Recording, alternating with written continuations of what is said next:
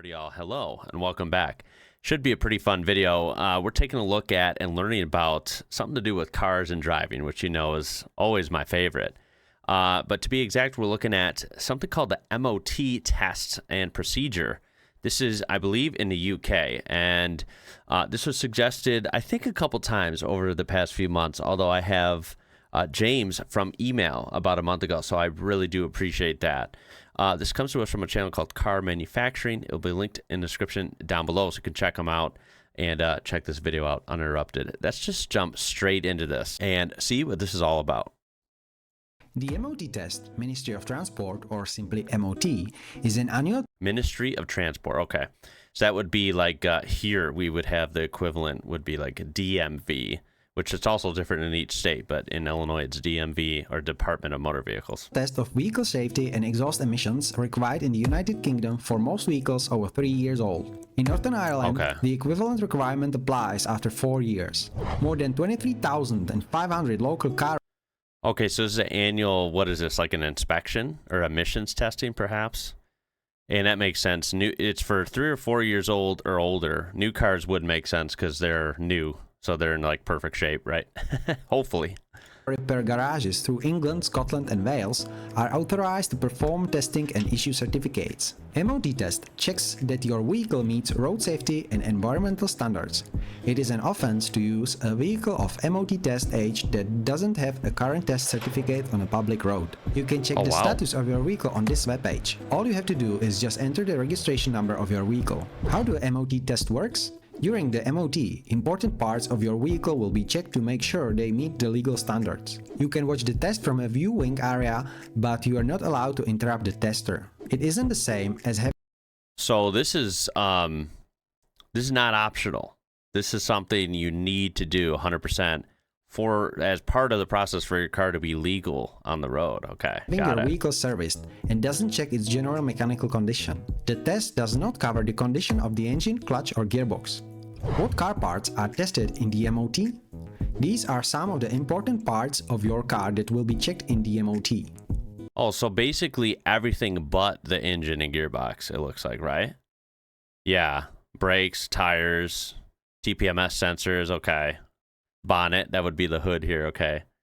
So they're checking like the overall condition of it. Simple things like wipers, you know, make sure it has plates, registration, right? Exhaust emissions, I figured that would be in there. I wonder how extensive it goes, electrical and battery. So they kind of open your car up and really kind of get in there and check it out, it looks like, which is pretty thorough. I mean, especially for annual. Now, I know it sounds crazy, but we don't have this here. Certain states will have some counties within the state, so just little pockets, right? Usually around big cities. You know, think of your New York City, Chicago, Los Angeles, Phoenix, Albuquerque. You get the deal, right? Those will have maybe emissions testing. So, for example, I live just outside of Chicago. I don't have this. There is no inspection at all like this, no matter how old the vehicle is. And there's not even emissions testing. Now, if I lived in Chicago proper, they would have emissions testing every year. And so they test your exhaust, make sure the smog levels are at an acceptable rate.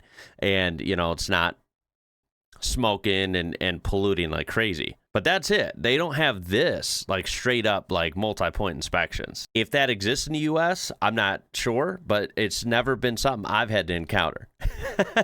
And jokes aside, my vehicles, a couple of my older ones might not pass. As you can see, for example, they drive good, but they're just not exhaust perfect. System, brakes, tires, wheels, bonnet, registration plates, lights, windscreen wipers, seat belts, fuel system. Body, fuel system, Damn, they go through everything. More. Checking body, vehicle structure and general items includes that they are free from excessive corrosion or damage in specific areas. Wow, okay. I mean, this kind of makes sense. You don't want to drive around a car that's damaged, right? Again, I'll put funny pictures on the screen if I can find some. I straight up, you know, occasionally, not every day, but I will, see someone out in traffic here in the good old US of A. There will be someone with the car smashed in on, you know, the front or back or on the sides, whatever. But if it's drivable, they're driving it. I don't know the story. I've, never known someone that's done that, but I've seen it. So clearly they don't take that too seriously here. Corrosion, boy, now if you live in the southern U.S., this isn't really a problem, but unfortunately here in the Rust Belt, they call it, Illinois, for example, just salts the living heck out of the roads, straight up overkill status. And so if you don't take care of your car, it will start rusting out after a few years. I've seen trucks, that are 5, 6, then maybe not 5, but let's say 6 or 7 years old, which I think is still pretty new. A 6-year-old vehicle is not that old, but of course to have rust on something that's 6 years old is wild. So that would be a problem. If you can't have rust on the vehicle to some extent, that's very strict. Wow. And there are no sharp edges likely to cause injury. That makes sense. Yeah. You You don't want to have it racked and have a fender sticking out that can cut people literally walking by in a parking lot. That makes sense. I get that. For secureness, condition, inappropriate repairs, or modification. The MOT tester will also check that the 13-pin electrical socket is working correctly, the speedometer is in good working order, the engine mountings are secure. The fuel system will be inspected to check that there are no leaks. The pipes and hoses are secure and in a good condition. The fuel cap fastens and seals securely. You should make sure that the key is available as the fuel cap will need to be opened. The vehicle will be inspected. Key for a fuel cap. Depending on the... I wonder what he means. Do some cars have keys to open the fuel door? Or does he mean like key to get in a car, which I think would be standard anyway? Age and fuel type of the vehicle. And maybe you have to pop open the fuel door? I don't know. Meets the rules for exhaust emission. Diesel vehicles. The MOT tester will refuse to test your vehicle if they think that the smoke tests any damage your engine. What does that mean? Smoke test may damage your engine, what, on diesels? You should tell them at the start of the MOT if you think this may happen. To reduce the possibility of damage and increase the chances of passing, you should keep your vehicle maintained at all times. Have the camshaft drive belt replaced at the recommended intervals. Go for the MOT with a fully warmed up engine. That makes sense, It will produce less smoke and is safer to test. Always, and not tamper with the warm. governor settings. The exhaust system will be inspected to check that it's secure and complete. A catalyst isn't missing where one was fitted as standard. It's without serious... Yeah, do y'all have that problem? Thankfully, knock on wood, it's never happened to me or anyone close to me, but I read stories on the news or whatever over the years where it seems like it comes in phases. I think it has to do with pricing, right? Black market pricing or junkyard prices for certain materials, but sometimes there will be like a huge wave of people starting their car in the morning and it's really loud and they're like, what the heck? And they find out that someone stole their catalytic converter from underneath the vehicle. They had to cut it out and they stole it. And, of course, the thieves go and sell it and make a good amount of money. I mean, there's lots of interesting things in converters, right? Platinum, amongst other things. Do you guys ever have issues like that? I suppose, crappy people can exist anywhere on Earth, so, maybe. But, yeah, you don't want to be operating without that. Even here in the U.S., you could get in trouble for not running a converter. I mean, you're supposed to have that on there. It's just some people get away with not. Leaks and not too noisy. They don't care about the noise here. I've had really loud cars. I admit it when I was younger. But if other than that, I see loud cars or hear them drive by the house every day. I mean, obnoxiously loud. We inspected to check that the mandatory seatbelts are in place. They are suitable for the vehicle. They are in a good condition. They work properly. They are attached securely. The malfunction indicator lamps or dashboard warning lights will be checked for the airbags, seatbelt, which remove the slack from a seatbelt in the event of a collision, seatbelt load limiters, which release a small amount of belt when it's too tight. Seats. I mean, this part's kind of nice. It actually kind of gives you some reassurance, like the important things, like the airbags and seatbelts work, because I'll be honest, right? I don't know. I really wouldn't even know how you test a seatbelt. Like, that's the one part of cars I guess I'm not familiar with as like a lifelong car guy. That I've never had a seatbelt tested or airbags really. So this will be inspected. That's kind of nice having that peace of mind. The seat can be adjusted. All seats are securely fitted and that seat backs can be fixed in the upright position. Doors will be inspected to check that the latch is secure in the closed position. The front doors open from inside and outside the vehicle. The rear doors open from outside the vehicle. Hinges and catches are secure and Boy, that could be a problem with some older cars too. I mean, I think, at least in the US, I think we've all had like, you know, you buy older vehicles and there's always that one door that might not open all the time. Like sometimes it doesn't unlock like the other doors with the power locks and such. So even something as simple as this, I wonder if, would you fail the test just because of one of these, or is it just kind of like a, you know, minus some points on the receipt? I don't know. in good condition. Mirrors will be inspected to check for the minimum number of mirrors, their condition and security. Indirect that vision makes sense. devices will also inspect it. The vehicle will be inspected to check that the boot or tailgate can be closed properly. Brakes will be inspected to check their condition, including inappropriate repairs or modifications, their operation and performance, the wheels and trims. Yeah, this makes sense. I mean, they're that's the most important part of the vehicle, honestly. Let's get real. As a part of the test. Definitely want your brakes working. The anti-lock braking system and electronic stability control. Tires and wheels will be inspected to check for condition, security, And your tire tires, size actually. and type, tread depth. Spare wheels and tires are not inspected. Registration plates will be inspected. Now, how's this work? How do these tests work when it comes to, like, let's say wheels and tires and, you know, exhaust? Like, are you allowed to run aftermarket exhaust that's, say, slightly louder than stock? You know, I'm sure like straight pipes from the engine back is not allowed because that's usually going to be way too loud on any vehicle. But, you know, how's that work when you're dealing with aftermarket parts? Or, you know, what if you have some kind of more aggressive tires and some aftermarket rims or wheels rather that, you know, might have some offset and stick out a little bit? Like, how's that work?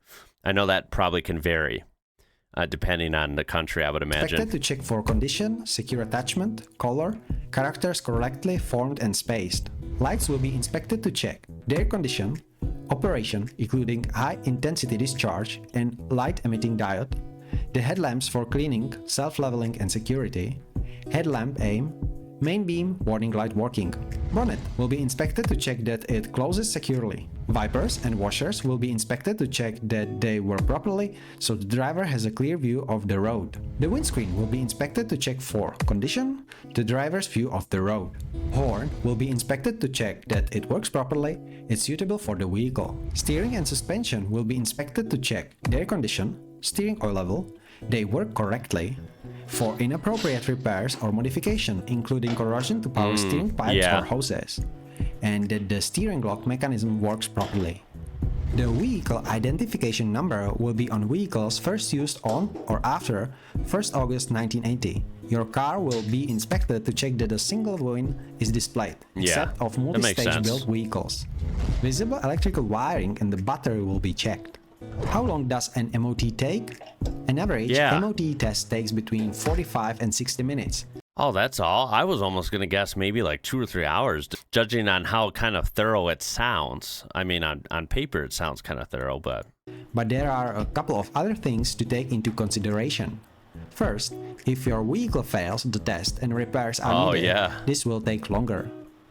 That's true. The test center isn't allowed to let you drive away a car that has failed an MOT until the problems are fixed. Whoa. Not allowed to take the car back. Whoa. Okay, so first of all, what triggers like a straight up failure of the test? Like, is it a couple things have to be off the mark for it to fail, or is it just literally one out of any of those criteria we just kind of went over? Like, just any of those, even the most minute one, does that trigger a failure of the whole test? Right? I mean, that's kind of the question I have. And then, do they really keep your car? I mean, so you have to pay to repair it before you get it back? How's that even work? That's pretty intense. Right? I get it that of the day you do want a safe car and you want a car that's able to be registered, legally in the correct way. But damn, you take it in and then all of a sudden you find out a couple things are wrong and you can't get it back. What do you do then? Unless your existing MOT certificate is still valid or you are taking the car to have the faults fixed.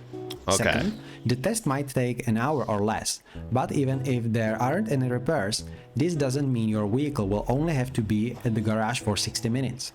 Test centers can require you to drop your vehicle off first thing in the morning and collect it when ready. This means you should be prepared to be without your vehicle for the day.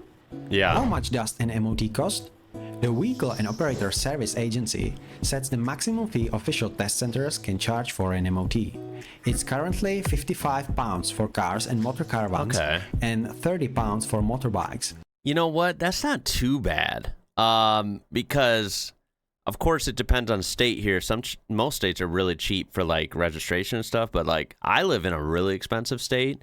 So Illinois charges you just shy of like $200 every year for obviously you get your license plate when you first get a car, but then every year you have to renew it, right, with the sticker and your registration. So every year I got to pay just shy of $200 to keep that plate going. And I think that's ridiculous. It's like one of the highest in the country. Now, another state I've lived in, New Mexico, their license plate renewal every year was only like, I think, $27 or something. So you see the difference. It's pretty stark. But that's pretty much it here. Like you do have your registration every year, but like there's no inspection. You just literally pay and then they give you the new registration. And then, insurance, right? Depending on how your company does it, of course, but mine's like every 6 months you get a half a year charge and then you pay it 6 months later and blah blah blah. So it's like every 6 months you're paying your insurance, and that's pretty much it. The maintenance is kind of up to you. Now, of course, if you have a really good mechanic, you might get kind of the same stuff that you're seeing in this test every so often by a good mechanic anyway, right? Just for regular maintenance, if that makes sense. Many garages charge, but it's not like required. Sometimes up to 50% which is kind of weird to say out loud. For cheap MOT or MOT discount to find out how you can save money on your car's next MOT. An MOT might also be included in the cost of the full service for your car. Here's top 5 simple reasons for cars failing the MOT test. Nearly 2 in 5 MOT tests fail first time. Wow. Yet often this is because of minor faults the owner could easily have fixed themselves before they paid for the test. Here are some of the ways your car could fail an MOT. Now, I noticed he said some easy fixes they could have done before they went and paid for the test. If they go pay for the test, and even if it's something goofy that it made it fail, if they go fix it, do they have to pay for another test and get it reapproved and pay again? That would suck, right? Number 1. Screen wash not topped up. This basic task takes minutes, so don't be caught out by it. Number 2. The car was dirty or full of clutter. Clear the mess from the boot and cabin and give the windows and mirrors a quick wipe. Number 3. A registration plate problem. For example, the plate used in incorrect typeface or was dirty or missing altogether. If you have a personalized plate, make sure it follows the rules. Number 4. Stickers on the windscreen blocking the driver's view. Make sure anything stuck to the windscreen like parking permits is outside the wiper's sweep area. Number 5. Lit up warning light on the dashboard. The MOT has included lit up warning lights since 2012. So make sure you know what lit up car warning lights mean. Okay, so if the warning lights are on the dash, does that mean you fail as well? Because I would definitely fail then. You're very rare going to have a car that's 15, 20 years old that doesn't have some sort of warning light on the dash for something goofy. It could be for various different things. I'm always pretty much greeted by the warm amber glow of the check engine light. That's, if you have an older car, that's just going to be there, right? The cars drive perfect, but the check engine light is just always on. That's kind of something you live with here. But you know what? Final thoughts. It's kind of interesting, right? Because this is like pretty thorough, and I can see good and bad, right? And I wouldn't even say the bad is bad. Let me just get that out of the way first. It would be a shock for me because I'm not used to this. I don't have to deal with this. Trust me, there's tons of other random weird taxes and fees and all these, other stuff we have to deal with here in the U.S. And, so don't get me wrong. There's a lot of other checks and balances we have to go through. But this somehow is not one of them. And I guess in hindsight, it's kind of weird that I've been driving for half my life or more, and I don't ever have to check the vehicles. Like, of course I check. I make sure my vehicles are safe. But that's the point, is I don't have to go through an official checklist and, have someone else make sure my vehicle is safe. It is pretty weird that you're just allowed to drive basically whatever within reason. And considering there's, 300 plus, almost 350 million people in this country, lots and lots of cars on the road, that is pretty weird if you think about it. Now, on the other hand, a lot of positives from this I can see that I'm thinking in my head is like, you kind of get that assurance where you can maintain your own vehicle, but if you have an annual inspection like this that you have to do, it kind of keeps you more engaged with your car. So if life gets busy and stuff, you can end up neglecting your car and having weird issues or dangerous issues down the road, which would suck. But with something like this, you always kind of have to be on top of it, and every year you kind of get that reassurance, like, hey, my car passed, I'm good, I'm legal, and I know that my car's in pretty damn good shape. It passed an MOT test, right? That's kind of feels good, I bet. I can also see it being good for resale. Like, if you're looking for a used car in the UK, I guess my head goes to most cars, for sale from any reputable person or dealer or whatever would have to be in pretty decent shape. If it's going through constant annual testing and maintenance and quality checks, right? Over here, it's a roll the dice, right? I've had very good luck with a lot of the cars I've owned, and it was just that, good luck. But, I've known some people and, of course, read a million of stories of people getting burned, right? Yeah, this is going to be a great video for comments because, like I said, I had some questions in there. How long do you have to fix these things? There's got to be somewhat of a buffer there, I imagine. And, is it the same date? Like, do you just go whenever? And as long as you do it yearly, you're good? Or is it like a certain date for each person? Like, you get assigned a date when you get the car? I imagine there might be some sort of window that each person has to go to, so it's pretty consistent. So, yeah, I hope you found that interesting. I certainly did. I am a car nerd. I love learning about different car cultures, official things, that type of deal in other countries. I find it fascinating. And in this case, certainly different than where I'm from because we don't have any testing like this at all. I would love to hear your guys' opinions on that because you might find that crazy. I have a feeling I'm going to be in the minority on that one. I have a feeling most people watching this from outside of the U.S. Probably do have to do some sort of testing and are probably shocked to find out that we don't do anything here. In other words, yes, the U.S. is a crazy place. I appreciate you watching. I can't wait to see your comments, like I said, and hopefully I'll see you in the next one. My name is Ian. You're watching IWrocker. Until next time, y'all. Catch you later.